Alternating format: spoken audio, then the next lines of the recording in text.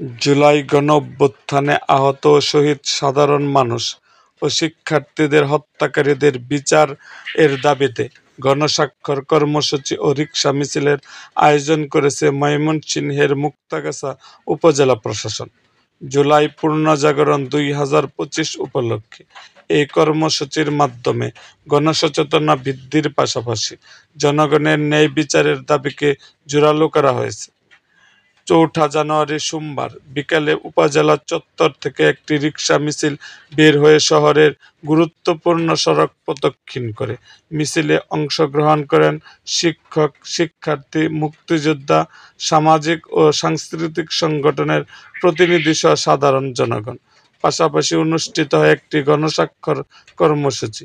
সেখানে শত শত মানুষ স্বাক্ষর দিয়ে শহীদদের প্রতি সম্মান জানান এবং দোষীদের দ্রুত বিচারের দাবি তোলেন। অনুষ্ঠানে উপস্থিত ছিলেন মুক্তাগাছা উপজেলা নির্বাহী অফিসার ইউনো মোহাম্মদ আতিকুল ইসলাম।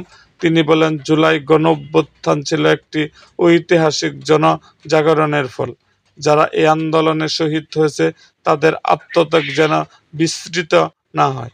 তাদের হত্যাকারীদের বিচার সময়ের দাবি। আয়োজনে আরও উপস্থিত ছিলেন উপজেলা প্রশাসনের কর্মকর্তাবৃন্দ, রাজনৈতিক নেতৃবৃন্দ, স্থানীয় ছাত্র জনতা ও গুণীজনেরা। স্থানীয় নাগরিকরা মনে করেন, এই ধরনের উদ্যোগ শুধু ইতিহাস স্মরণ নয়, বরং একটি ন্যায়ভিত্তিক ও মানবিক রাষ্ট্র গঠনে সক্রিয় ভূমিকা রাখবে। এরকম আরও ভিডিও পেতে এবং রাজনৈতিক অঙ্গনের নানা ঘটনা ও ইতিহাস জানতে আমাদের মুক্তাগাছার ইতিহাস মিডিয়া ইউটিউব চ্যানেলটিকে সাবস্ক্রাইব করুন এবং পাশে থাকা বেল আইকনটি বাজিয়ে দিন।